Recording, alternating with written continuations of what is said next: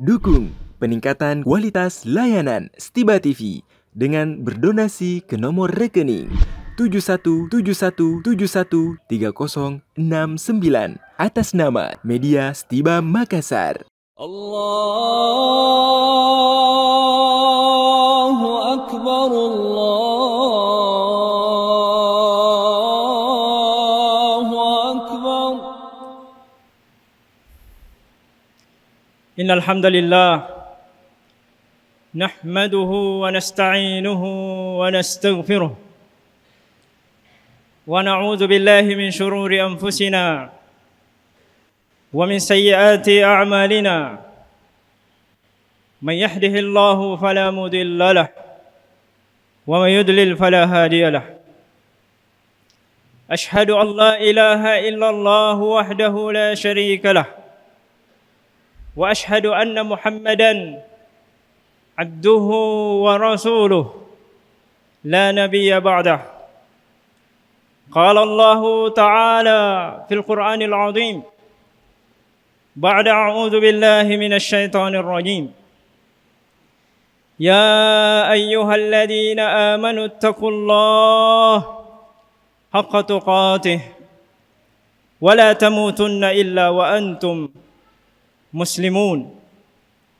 Amma ba'd, fa inna asdaqal hadisi kitabullah wa khairal hadi hadi Muhammadin sallallahu alaihi wasallam wa syarral umuri muhdatsatuha wa kullu muhdatsatin bid'ah wa kullu bid'atin dhalalah. Hadirin jamaah Jumat, bapak-bapak, saudara-saudara sekalian yang insya Allah semoga senantiasa dijaga dan dilindungi oleh Allah Subhanahu wa ta'ala. Ketika Nabi Muhammad sallallahu alaihi wasallam berhijrah dari Makkah ke Madinah bersama para sahabatnya, di antara persoalan yang beliau dapati di awal-awal adalah ketika kaum muslimin kekurangan air. Kekurangan air bersih, di mana mereka penduduk Mekah telah merasakan nikmatnya air Zam-Zam. Kemudian tiba di Madinah, didapati di sana sulit mendapatkan air. Bahkan di beberapa sumur yang ada didapati antrian yang panjang untuk sekedar hanya untuk mendapatkan air bersih, kemudian ditukarkan dengan dinar dan dirham. Hadirin jamaah Jumat yang berbahagia, sebagai seorang pemimpin, Nabi kita Muhammad sallallahu alaihi wasallam segera mencari solusi. Maka beliau kemudian mengatakan dan bersabda, menawarkan kepada para sahabat, ingin membeli satu sumur yang airnya nikmat, mirip dengan air Zam-Zam, yang dengannya kaum muslimin tidak lagi merasa khawatir dengan kehidupannya, yang di saat itu di antara sumur yang terbaik berada di dekat Masjid Qiblataini saat ini, dikenal dengan masjid atau bi'ru rumah, sumur rumah. Nabi SAW pun menawarkan kepada para sahabat, man yabta bi'ra rumah ghafarallahu lahu. Siapa yang membeli sumur itu, tentu kemudian untuk dimanfaatkan kepada kaum muslimin, maka Allah akan ampuni dosa. Banyak riwayat tentang sumur ini. Di antaranya Nabi sallallahu alaihi wasallam bersabda, "Man yahfar bi'ra rumah falahul jannah."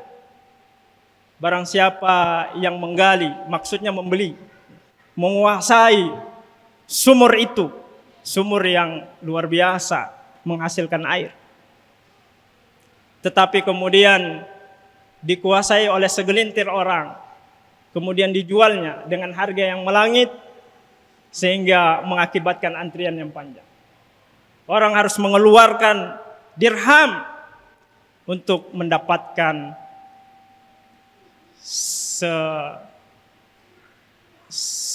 secuil daripada air bersih tersebut.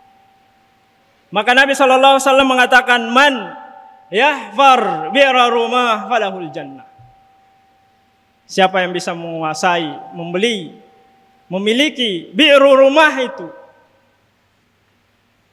maka baginya surga. Subhanallah, tawaran ini pun didengarkan oleh para sahabat Nabi Muhammad SAW. Dan tentu yang kita tahu bersama, seorang yang sangat dermawan, sahabat yang mulia Utsman bin Affan, mendengarkan janji yang ditawarkan oleh Nabi Muhammad SAW, tanpa berpikir panjang, sahabat Utsman mendatangi pemilik sumur itu yang diketahui dengan seorang Yahudi. Beliau kemudian menegosiasi, menawar, ingin membeli sumur itu dengan harapan mendapatkan surga Allah Subhanahu wa taala yang ditawarkan oleh Nabi kita Muhammad sallallahu alaihi wasallam. Tetapi mendapatkan sumur itu tidak mudah. Yahudi ini tidak ingin melepaskan, karena itulah merupakan mata pencaharian dia, menaikkan harga, menjual air. Maka Utsman bin Affan tentu tidak putus asa, terus bernegosiasi, mencari celah bagaimana caranya agar sumur ini bisa dimiliki. Maka beliau mendapat ide dengan membeli separuh. Kalau tidak bisa semuanya, minimal separuh, setengah dari sumur itu.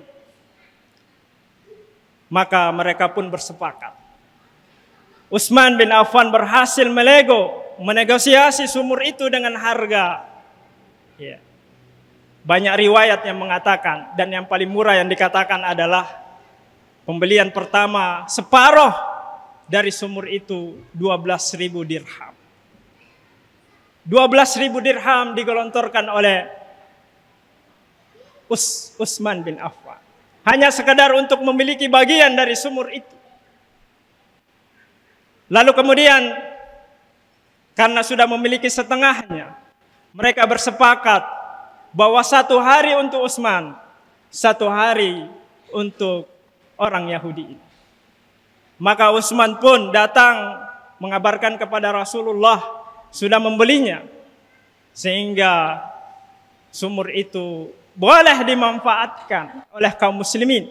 Dan Utsman pun kemudian memberikan pesan kepada kaum muslimin untuk kemudian mengambil air yang cukup untuk digunakan selama 2 hari. Karena hari selanjutnya bukan milik Utsman, hari selanjutnya adalah milik Yahudi, dan begitu pun seterusnya. Kaum muslimin tidak lagi merasakan kekurangan air. Di hari waktu di mana Utsman berhak atas sumur itu, kaum muslimin pun mengambil dengan baik dan memanfaatkan sesuai dengan harapan bersama. Hadirin jamaah Jumat yang berbahagia, tentu tidak sampai di sini. Ketika orang Yahudi ini sudah merasa kekurangan penghasilan, karena orang-orang tidak lagi membeli darinya, mereka kemudian mengambil jatah Utsman.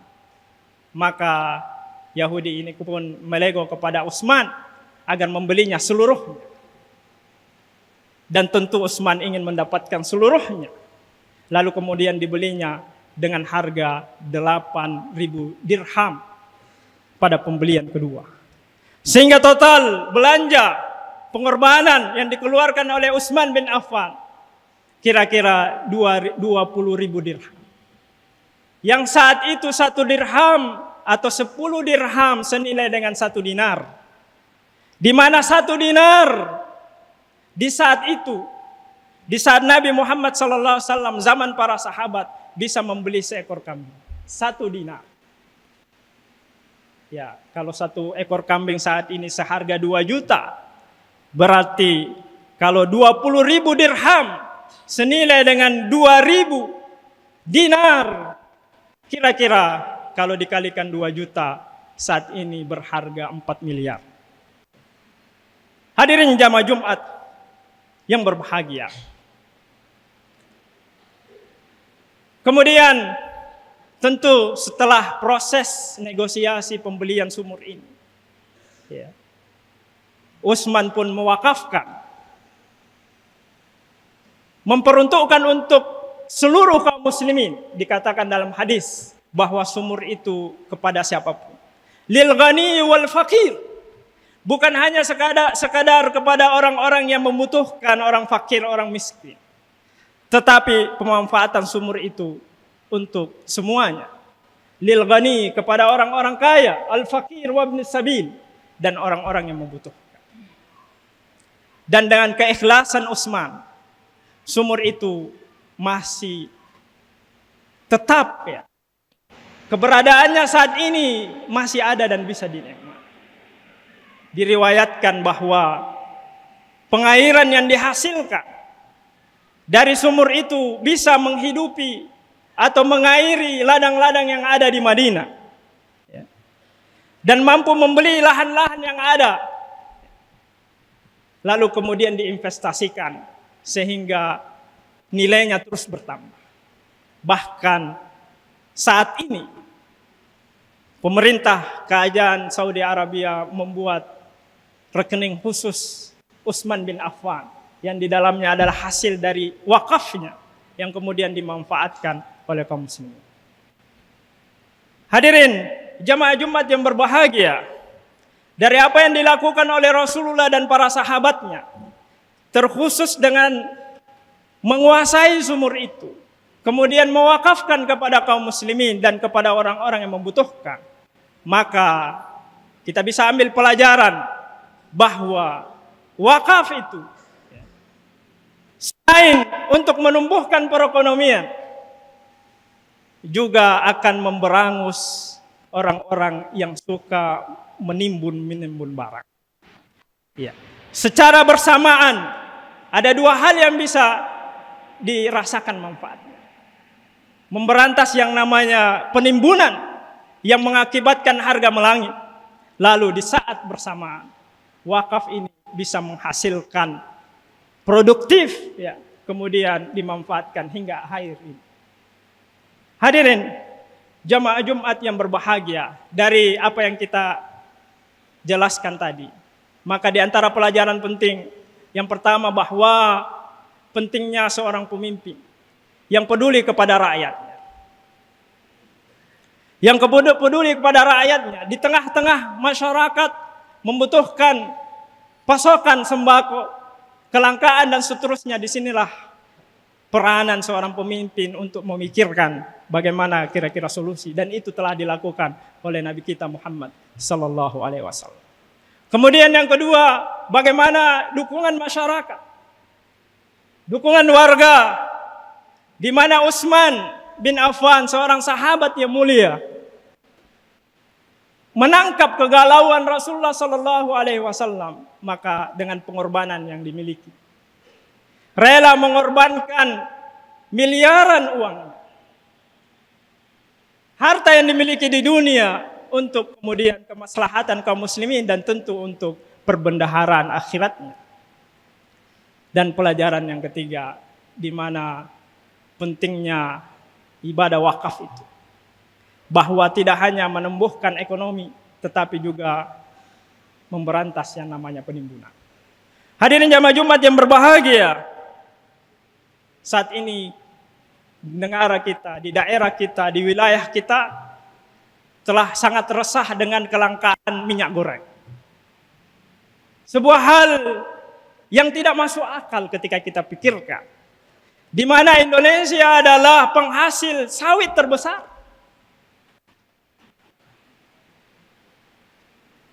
Perkebunan sawit sangat luas. Hasil dari minyak goreng tentu sangat banyak. Tetapi kenapa akhir-akhir ini masyarakat antrian untuk mendapatkan 1 kilogram atau 1 liter minyak. Tentu ada masalah yang terjadi. Di mana peneliti-peneliti bidang ekonomi banyak menyimpulkan hal itu. Bahwa salah satu di antara penyebabnya, mungkin banyak penyebabnya. Salah satu di antara penyebabnya adanya penimbun-penimbun. Terjadi penimbunan barang sehingga harga melonjak, naik, meroket, sehingga membuat warga ini resah dan seterusnya. Maka semoga kita bisa menggalakkan, ya, kalau di zaman Rasulullah Utsman bin Affan bisa mengambil peran, seorang Utsman bisa menyelesaikan masalah. Maka walaupun di zaman kita ini akan sangat sulit untuk mendapatkan hal itu, ya. Gerakan wakaf berjamaah, bukan hanya 1-2 orang. Ini perlu kita support. Kalau pemerintah tahun lalu sudah meluncurkan gerakan nasional wakaf uang, tetapi ternyata tahun ini setelah 1 tahun berjalan, keadaannya belum membaik, maka mungkin ada sesuatu hal di balik situ. Bukan wakafnya yang salah, bukan ibadahnya yang salah, tetapi mungkin ada aplikasi penerapan yang masih kurang tepat. Maka kita sebagai seorang dai, akademisi, harus terus mengutarakan ini, menyampaikan. Semoga di antara kaum muslimin, ya, apalagi kalau kita melihat rata-rata pengusaha minyak goreng itu, ya, yang merupakan orang terkaya di Indonesia. Kalau kita list pengusaha pabrik minyak goreng, ternyata merupakan orang-orang terkaya di Indonesia, yang pada umumnya adalah non-muslim.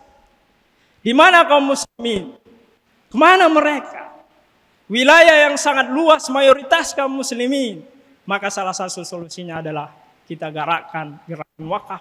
Kita mulai dari sedikit, memberdayakan, ya, hal-hal yang bisa kita berdayakan agar kemudian suatu saat nanti di negara kita bisa menjadi umat terbaik dan tidak lagi kekurangan hal-hal yang seperti itu. Barakallahu li wa lakum fil Qur'anil azim wa nafa'ani wa iyyakum bima fihi wa dzikril hakim. Aqulu qawli hadza wa astaghfiruhu innahu huwal ghafurur rahim.